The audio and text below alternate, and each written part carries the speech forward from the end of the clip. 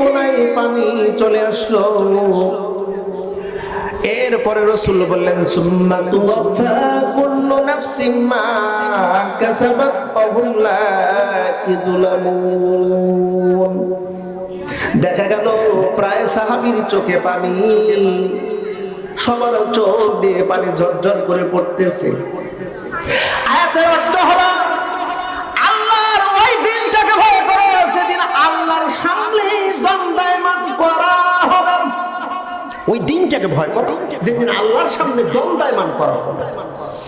অতঃপর তোমরা দুনিয়ায় যা উপার্জন করেছো নেকি গুনাহ তোমাদেরকে দিয়ে দেওয়া হবে, এক বিন্দু জুলুম করা হবে না। এবং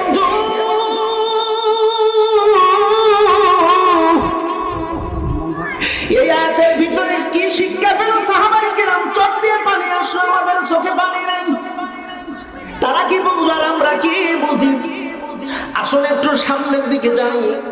ঘটনাটি লম্বা চওড়া করলে আমি সময় পাবো না। আল্লাহ রাসূল এমন কথা বলতে দেরি, বক্তব্য শেষ জাদ্দার মতন করে মসজিদুল নববীর ভিতর থেকে বের হয়ে গেল। রাসূলের ওয়াদা, এই আয়াতের সংবাদ সবাইকে তোমরা শোনায় দিবা, যাকে পাবা তাকে শোনাইবা।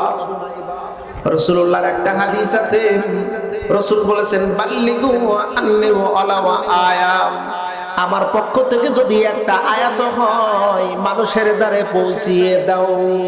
জোরে করে আল্লাহু আকবার। একটা আয়াত যদি পাও মানুষের দ্বারে পৌঁছিয়ে দাও।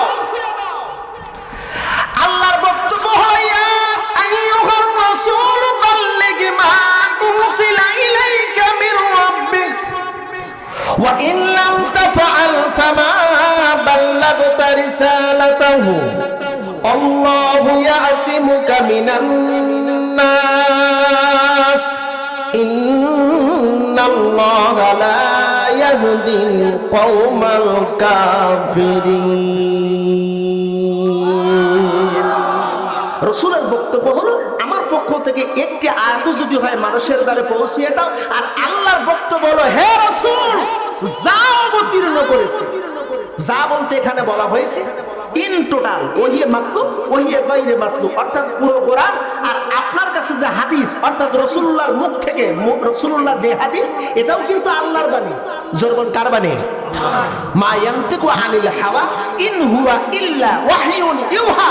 আল্লাহ রাসূলকে এই মর্মে আল্লাহ পাক আলটিমেটাম দিয়েছে, আমার রাসূল একটি কথা মন গড়া বলেন নাই, আমি যা বলতে বলেছি তিনি তাই বলেছেন। জোরে বলুন একটু সুবহানাল্লাহ। আল্লাহ পাক বলেন যা নাযিল করেছি বাল্লিগ, আপনি সব পৌঁছান।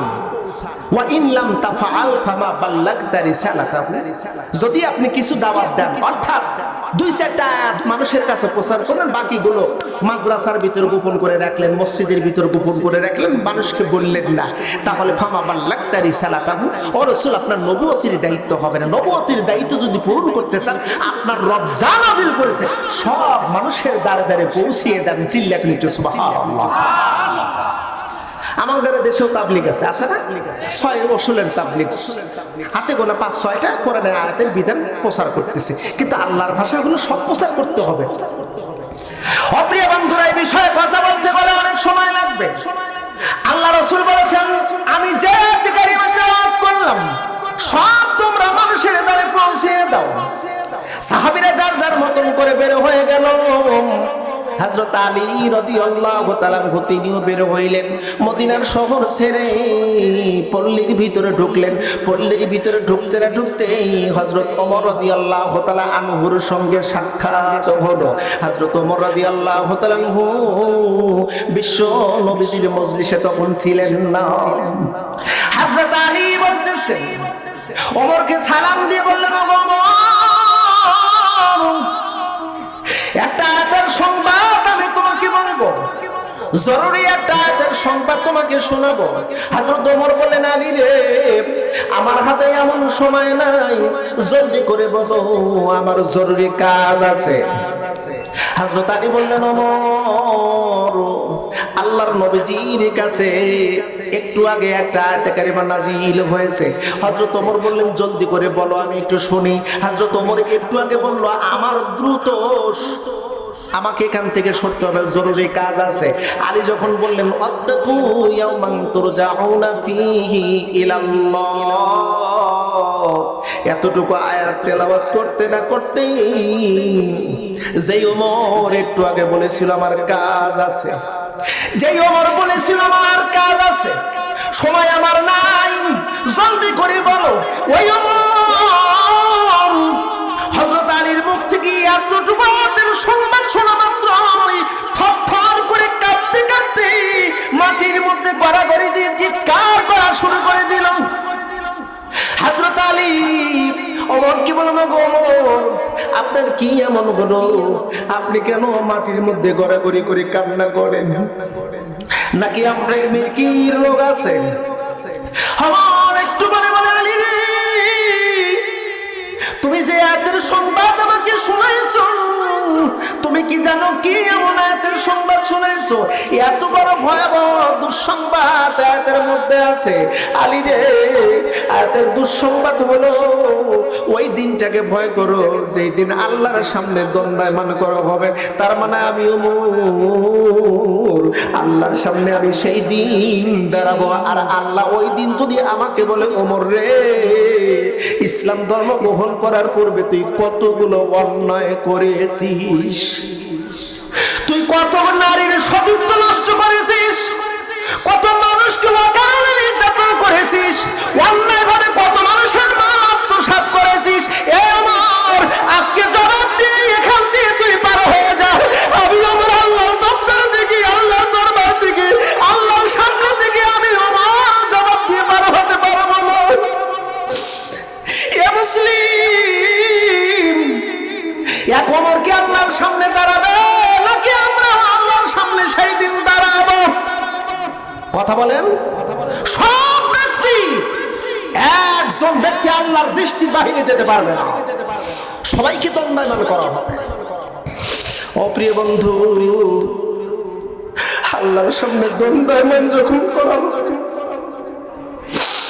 আল্লাহ পাক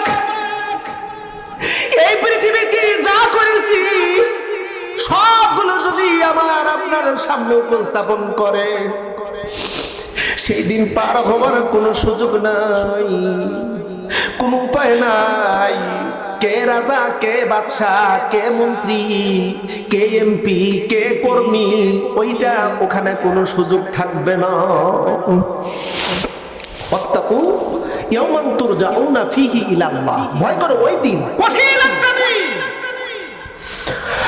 ওই আমালকে আমার ব্যাপারে আল্লাহ পাক রব্বুল আলামিন অসংখ্য কথা বলেছেন। ওয়াত্তাকু ইয়াওমান লা তাজসি নাফসুন আন নাফসিন, আল্লাহ পাক বলেন ওই দিনটাকে ভয় করো বান্দা।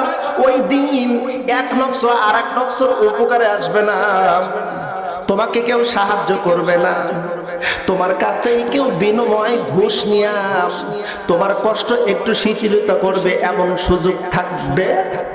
কথা বলে। শুধু তাই নয়, কিয়ামতের ময়দানে আল্লাহ পাক যখন এই যে সূর্য আমরা দেখি একটা, এটা সূর্যের উল্টো পিঠ দিয়ে পৃথিবীতে তাপ দেওয়া হচ্ছে, তাপ দিচ্ছে। ভিন্ন ভিন্ন রেওয়াত আসছে, কেউ বলছে 7টা মুখ, কেউ বলছে না 11টা মুখ। এই সূর্যের 11টা মুখ উল্টো নয়, সরাসরি তাপ দিতে থাকবে। মানুষের এক হাত মাথার উপরে সেট করে দেওয়া হবে। একটাবার বুঝুন তো, এই যে চৈত্র মাস, বৈশাখ জ্যৈষ্ঠ মাস হবে, খাখা রোদ উঠবে, সাধারণত 38 ডিগ্রি সেলসিয়াস তাপমাত্রা হলে আমরা বাহিরে দাঁড়ায় থাকতে পারি না, ছায়া খুঁজি, এসি রুমের ভিতরে ঢুকি, ঠান্ডা পানি, ফ্রিজ থেকে ঠান্ডা পানি বের করে আমরা পান করি। তার সূর্য আছে কত দূরে, 16 কোটি মাইল দূরে আছে সূর্য, 16 কোটি মাইল দূরে সূর্য আছে। ওই সূর্যের উল্টো তাপ দিয়ে এই জমিনে তাপ দিচ্ছে, আমরা সহ্য করতে পারি না। তাহলে এক হাত উপরে যদি সূর্য থাকে, ওই দিন যদি তাপ দেয়, অবস্থা কেমন হবে?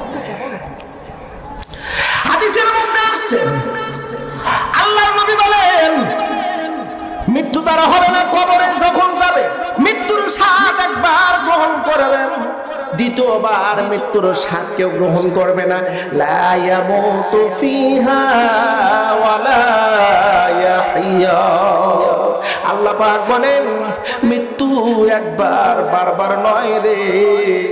ওই দিন কেউ মৃত্যুকে হাজারবার ডাকলেও মৃত্যু তার কাছে আসবে না। সূর্যের তাপে মাথার মগজ গলে যাবে, নাকের মুখ দিয়ে পড়বে, মাটি পুড়ে তামা হয়ে যাবে। আল্লাহর হাবিব বলেন শরীর থেকে ঘাম বের হবে, কারোর ঘামে হাঁটু পানি, মাজা পানি, গলা পানি, আবার কেউ ওই তার ঘামে এসে সাঁতরাতে থাকবে। ও বন্ধু, ওই দিন, ওই মুহূর্তে আপনাকে আমাকে দেখি কত মানুষ পালাবে, তার কোনো হিসাব নাই। ইয়াউমা ইয়াফিরু মিন আখিহি বলা হয়েছে। ইয়াউমা ইয়াফিরু, ফিরু শব্দের অর্থ পালাবে, লুকাবে, আড়াল হয়ে যাবে। আপনি কি দেখে পালাবেন? কে পালাবে? প্রথম পালাবে আপনার ভাই, আপনাকে দেখে আপনার ভাই পালাবেন।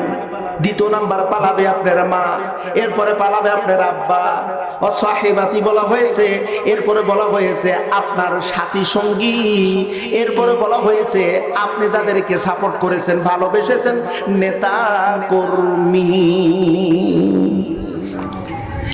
আপনাকে দেখে পালাতে থাকবে। যদিও কোনো কারণবশত হঠাৎ করে যদি ভাইকে পেয়ে বসেন, ভাই আজকে আমার দিন, কঠিন দিন, একটু সাহায্য করো। ভাই বলবে তুমি কে? আমি তোমারে চিনি না। মা একই কথা বলবেন, বাবাও একই কথা বলবেন, নেতা বলবে।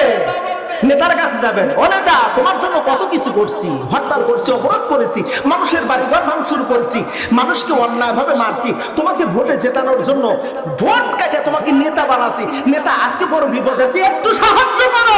নেতা ভাই তুই কে? আমি তোর তো চিনি না, সর এখান থেকে। ও বন্ধু, এমন একটা বিভীষিকাময় দিন আমার আপনার সামনে অপেক্ষমান। তাহলে ওই দিন থেকে কিভাবে মুক্ত পাওয়া যায়? কারণ বন্ধু, হাসরের ময়দানে শুধু ওই চিত্র নয়, আল্লাহ রাসূল বলেন সাবাআতুন ইউযিল্লুহুমুল্লাহ ইয়াওমা লা যিল্লা ইল্লা যিল্লুহু। ওই হাসরের ময়দানে শুধু সূর্যের নিচে মানুষ থাকবে না, বরং আরশের নিচেও একটা ছায়ার ব্যবস্থা হবে। সেই দিন আল্লাহর ছায়া ছাড়া আর কোনো ছায়া নাই। আল্লাহু আকবার। জোরে